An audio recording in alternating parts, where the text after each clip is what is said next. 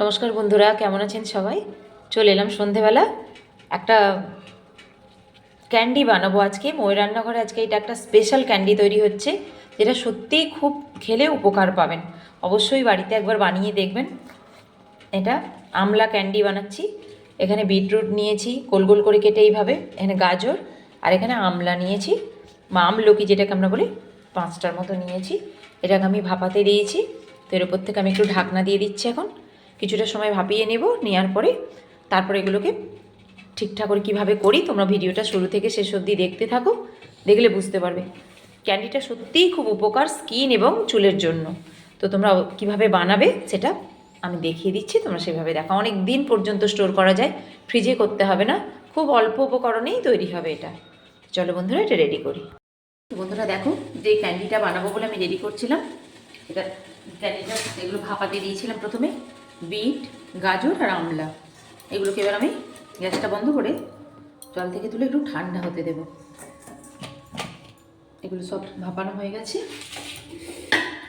এবার এখানে একটা জায়গায় আমি ঠান্ডা করবো, এই জায়গার মধ্যেই ঠান্ডা করে নেবো এটাকে। ঠান্ডা করে নিলে আমলকিগুলো মানে বীজটা বের করে দিতে হবে আর কি। দেখুন তো এগুলো ঠান্ডা হয়ে গেছে। এবার আমলাগুলো এইভাবে চেপে চেপে একটু হাতে চাপ দিলে এগুলো বীজটা আলাদা হয়ে আসবে। এই বীজটাকে ফেলে দিতে হবে এইভাবে, কারণ বীজটা দিলে বীজটা পেস্ট হবে না।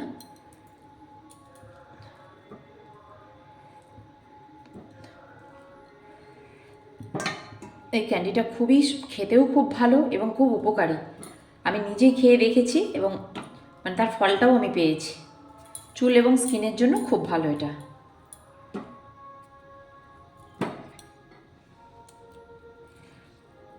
আমলা যদি সঠিকভাবে বয়েলড হয়ে যায় তাহলে এইভাবে সবগুলো খোসা সুন্দরভাবে উঠে আসবে। এটাকে আমি একটা মিক্সি বলে নিয়ে নেব। এটা মিক্সি গুঁড়ো করেছিলাম আমি, তাই একটু সাদা হয়ে আছে। এর মধ্যে আমি সমস্ত এগুলো দিয়ে দেব।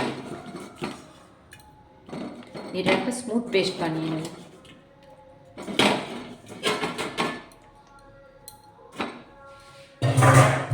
এটা আমি একটা স্মুথ পেস্ট বানিয়ে নিয়ে আসছি, জল টল কিচ্ছু অ্যাড করবো না। তো দেখো বন্ধুরা, এটাকে কত সুন্দর স্মুথ একদম পেস্ট করে নিয়ে এসেছি। এবার একটা প্যান এখানে বসিয়ে দিচ্ছি আমি, আঁচটা জ্বেলে দেবো। দিয়ে আমি এই পেস্টটার মধ্যে দিয়ে দেব।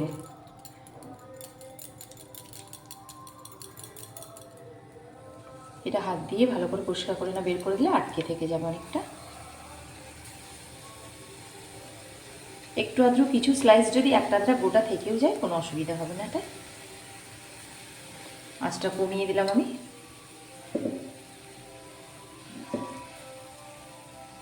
বন্ধুরা, পেস্টটা দিয়ে দিয়েছি। এবার ওর মধ্যে স্বাদ অনুযায়ী লবণ,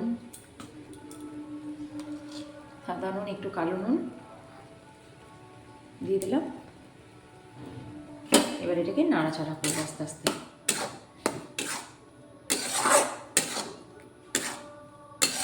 আর দেবো মিছরির পাউডার, দেবো এর মধ্যে।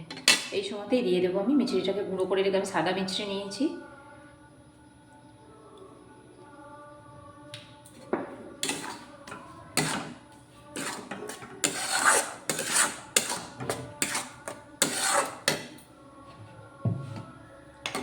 দেওয়ার পর অল্প একটু কর্নফ্লাওয়ার এইভাবে আমি গুঁড়ো ওপরে ওপরে এভাবে ছড়িয়ে ছড়িয়ে আমি দিয়ে দিলাম। জল অ্যাড করা যাবে না, এটাকে সাথে সাথে মিশিয়ে নিতে হবে ভালো করে।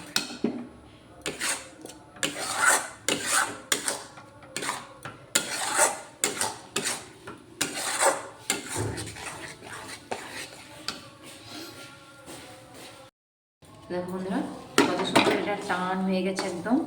এটা আস্তে আস্তে জলটা যেটুকু রস থাকে শুকনো হয়ে গেলে একদম কড়ার গা থেকে এবার ছেড়ে ছেড়ে আসবে। ঠান্ডা করলে দিয়ে এবারে যেরকম শেপ দিয়ে ইচ্ছে আপনারা বাড়িতে রাখতে পারেন, সকাল বিকেল এগুলো খাওয়া যাবে।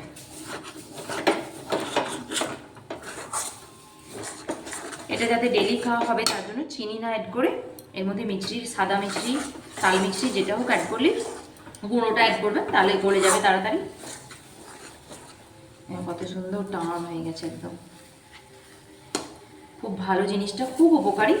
আপনারা অবশ্যই একবার বাড়িতে যদি ভিডিওটা শুরু থেকে শেষ অবধি দেখে থাকেন তাহলে কয়েকটা বাড়িতে থাকা উপকরণ বা আনিয়ে নিতে হবে যদি আমলকি না থাকে বাড়িতে। আমি গ্যাসটা বন্ধ করে দিচ্ছি, এটাকে আমি ঠান্ডা করব, তারপরে আমি রেডি করে দেখাবো তোমাদের।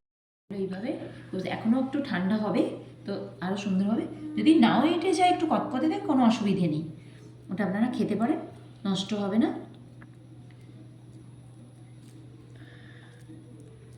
একটু চিটচিটে ভাবটা থাকে, আমি চিনি মিছরি পাউডারের ওপর রাখছি এটা।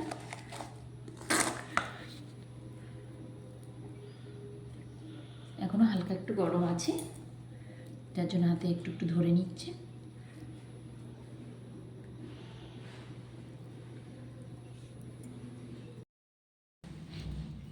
তো বন্ধুরা ওপর থেকে একটু মিক্সির গুঁড়ো কোটেড করে দিলাম। তো লাড্ডুগুলো কেমন হয়েছে তোমরা দেখে বলো। খুবই হেলদি, অবশ্যই বাড়িতে একবার বানিয়ে দেখবেন। আমি খেয়ে এটার উপকার পেয়েছি তাই বলছি।